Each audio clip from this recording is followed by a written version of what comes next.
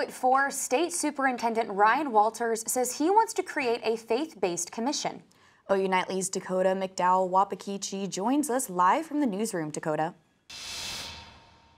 Carolyn, Emily, yes, State Superintendent Ryan Walters is creating a new commission. The faith-based commission will aim to protect the rights for students in Oklahoma public schools to practice their faith. Norman Representative Jacob Rosecrans says prayer and other religious doings could be done during the moment of silence and that this is not an issue to focus on. So I think this is once again one of those deals where it's like trying to find a problem so you can say that it's happening and then make a big deal out of it with your hand-picked state school board to say it is happening, to then go back in and be like to your base that believes the lies, well, we're doing something about this, so don't forget to vote for me for my next election. The next State Board of Education meeting is March 23rd. Thanks, Dakota. Students from Norman Public Schools interested in aviation have the opportunity to start their education early, and now there's a new aviation facility on the way. OU Nightly's Cathrine Liberta spoke to students and teachers about the program. At Max Westheimer Airport, located in the heart of Norman, a new generation of aviation is taking flight, not in planes, but in the classroom. We have an Airbus which is waiting to take off, but they're going to be going the wrong way on the runway now. It's hands-on activities like these that make the Oklahoma Aviation Academy stand out. We had about 30 or 40 different activities in a year. So we do quite a few on a regular basis, probably a week, every other week we do an activity. Students in the program love the first-hand experience. It's new and hands-on. We don't really get to do anything like this. Do a lot of projects and we go to a lot of field trips, and like last month we went on like 3 field trips. And the program allows students to get a head start on their aviation career. I get college credits, and then they're also leading me in the path to starting my ground school, which I've already started. The building behind me, where the program is currently located, is too small, but the new Norman Bond is dedicating a big sum to building a new home for these students. There's just no room for us here. I think with the new building is going to be really good. I mean, we have a wind tunnel that we get to borrow. We just don't have room for doing that. We have a lot of projects that we want to do. There's just not enough room for doing it. The program currently has 96 students, and they are expected to double in size next year. The new building will not only house high school students, but also college students from the OU School of Aviation. Officials say they are still working to finalize the project's timeline, but the sky's the limit for this group of students. Cathrine Liberta, OU Nightly. The Academy expects to break ground next fall and hopes to get their current freshmen in the new building by their junior or senior year. Now at 4, a grim milestone has been reached in Russia's war against Ukraine. CNN's John Lornick reports. Today marks 1 year since Russia began its unprovoked offensive on Ukraine. In the east, it's very difficult, painful, but we are doing everything to withstand it. As for the south, in some places the situation is quite dangerous. But our troops have the means to respond to the occupiers. The U.S. has been lending assistance to the Ukrainian resistance since the war began. We're going to continue to look at what is necessary and make sure that we provide what is necessary, that Ukraine has what it needs to succeed on the battlefield, so it is in the best possible position to secure its sovereignty and territorial integrity. Symbols of support for Ukraine are also seen across the Atlantic, where some European landmarks, including the European Parliament in Brussels, are lit up in the colors of the Ukrainian flag. I want people to unite among us and to unite and basically to fight back this atrocity which Russia is doing to us. On Thursday, the UN General Assembly approved a resolution that condemns the Russian invasion, calling for a withdrawal of Moscow's troops, with 141 votes in favor, 7 against, and 32 abstentions. China, among the abstentions, released a 12-point document on Friday that calls for ending the war and resumptions of peace talks. It's much bigger than Ukraine. This war is actually changing the way we as Europe function and maybe the world functions. I'm John Lawrence reporting. In an interview with CNN Thursday, U.S. Defense Secretary Lloyd Austin says Russia's war in Ukraine will likely end, quote, with some sort of negotiation. Coming up on Nightly at 4, a club on campus is promoting the importance of mental health. Find out how on this week's Sooner Spotlight. Plus, another campus organization is recycling old books to support the community. We'll tell you how you can help next on OU Nightly at 4.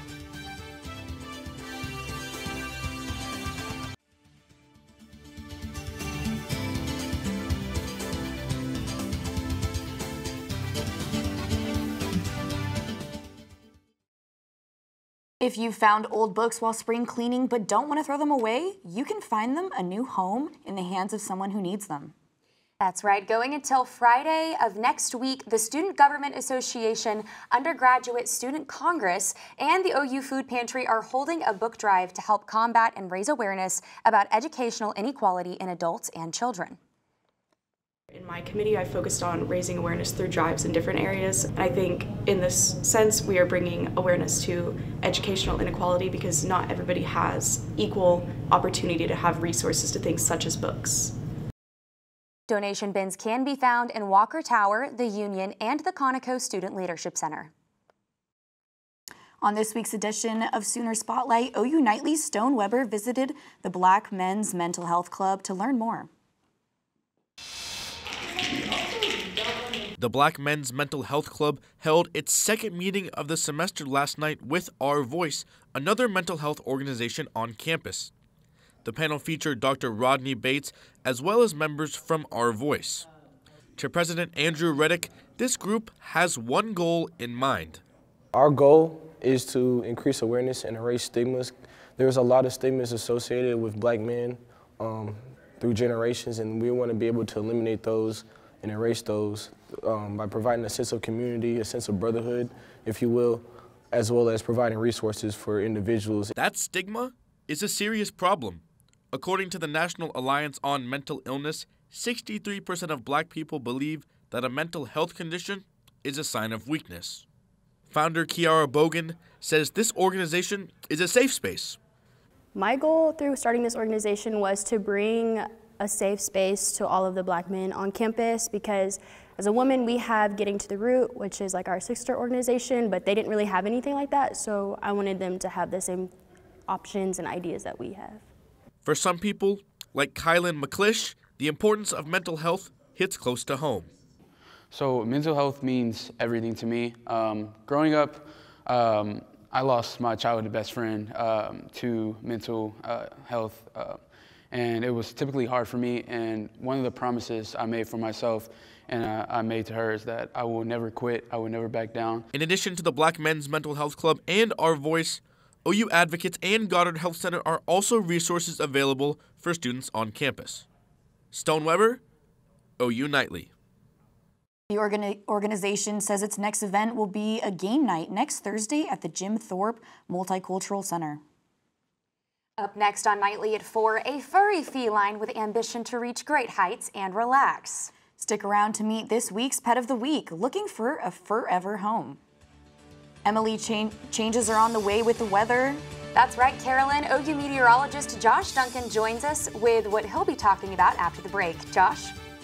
Yeah, we're tracking an enhanced risk of severe weather for Sunday. We'll take a look at the timing of the storms on Futurecast coming up after the break.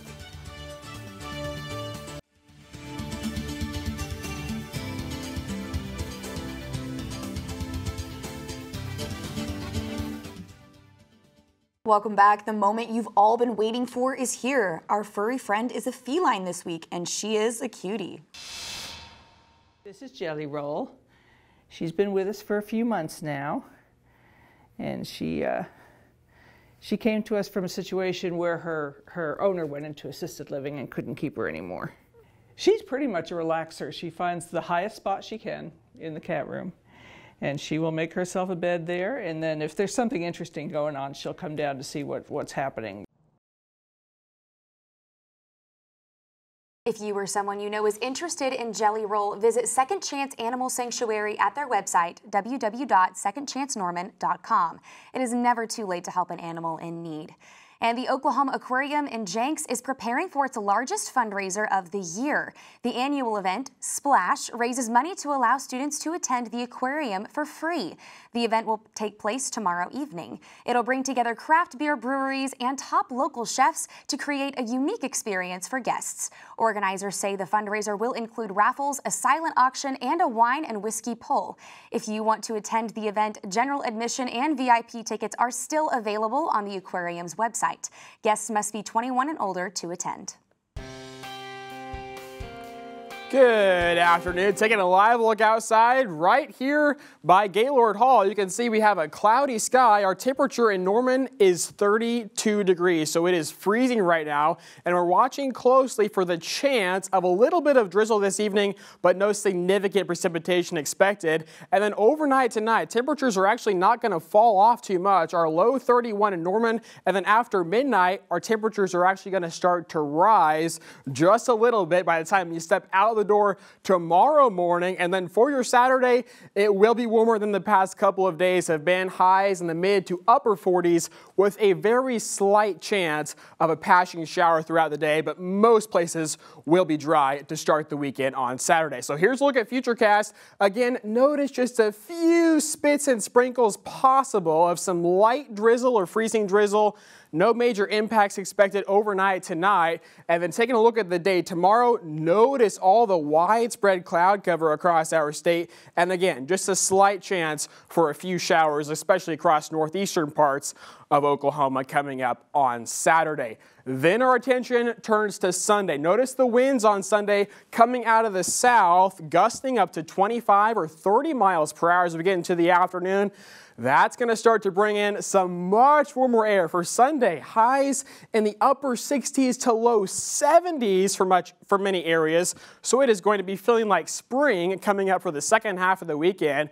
And the south winds also going to be bringing in more moisture here from the Gulf of Mexico late Sunday afternoon into Sunday evening. That is what's going to set the stage for some storm energy to develop. Notice here the highest storm energy Sunday evening across western Oklahoma. So we are expecting some thunderstorms to develop as we get into late Sunday afternoon and into Sunday evening. Here's how it looks on Futurecast. There is a slight chance of a passing shower Sunday morning, but there will not be severe weather during the morning hours. Then as we get into the afternoon, there could start to be a few breaks in the clouds that'll help heat up the ground and fuel these thunderstorms. Notice by 4 or 5 o'clock in the afternoon, that's when we can start to see our first signs of storms developing in far western Oklahoma, parts of the eastern Texas panhandle. And as soon as they develop, they're going to start moving quickly. They're going to race to the east, arriving in the OKC metro by around 8 or 9 o'clock. And then they're going to be in Tulsa within an hour after that. So these storms are going to be booking across the state with a risk of severe weather. By midnight, most of the activity is shifting out into Arkansas. So again, the risk of severe weather, a level 3 out of 5 on our scale from southwestern through central Oklahoma.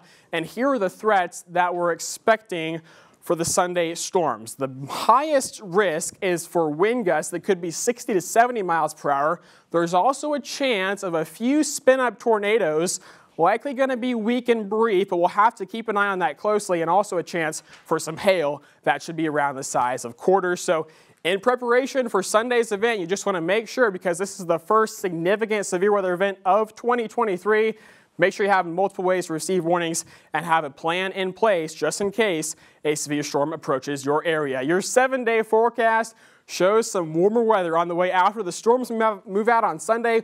We've got a couple of nice days coming up early next week with highs in the low 70s, and then only slightly cooler for the end of the week coming up for Thursday and Friday, highs in the 50s. Stay with us. We'll be right back.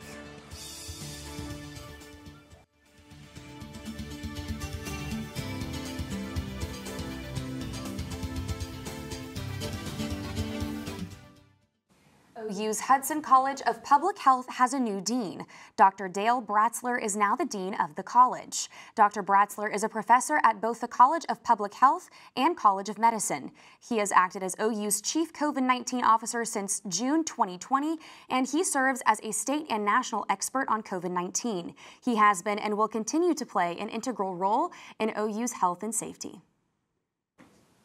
Well, all right, it's Friday, guys, and you know what that means. The best videos of the week. Here to tell us more about those are Paris Khandros.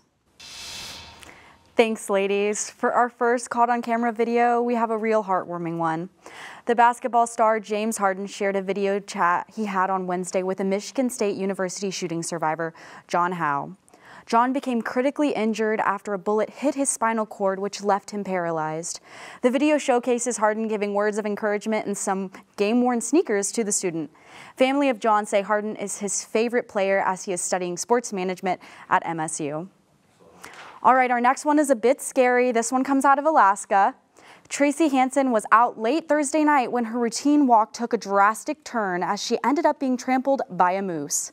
A passerby, Kate Timmons, says she saw the whole thing and captured it on camera while on her way to help Tracy. Tracy is still recovering with some bruising and staples in her head, but their paths crossing at just the right time might have saved Tracy's life. And our last video is one that really makes a splash. Petunia, a precious 2-month-old pygmy hippo, is now able to swim with her mom at the Metro Richmond Zoo in Virginia. Petunia is already such a happy hippo as she has started learning how to swim. The zookeepers describe the sweet hippo as spunky, confident, and brave. The hippo can be seen splashing around the water as she leads the way with her mother, Iris, right by her side.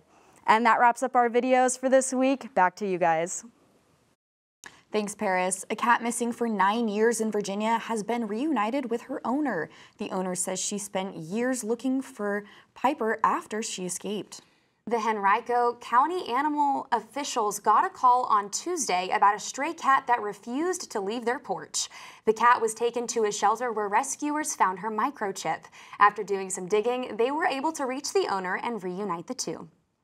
And a 12-year-old boy from Rhode Island is making a difference in his community, but it wasn't easy. AJ Sylvia spent years growing out his hair to donate to children with cancer. He donated 12 inches while in elementary school and had high hopes to continue through middle school. But his positive mission turned into the worst after 2 years of torment and bullying. But with the support from his mom and one barbershop, AJ inspired others to join the initiative. Thanks for watching Nightly at 4. Our OU Nightly meteorologists are keeping an eye on this weather for this weekend, and we will have the latest on OU Nightly. Next on OU Nightly.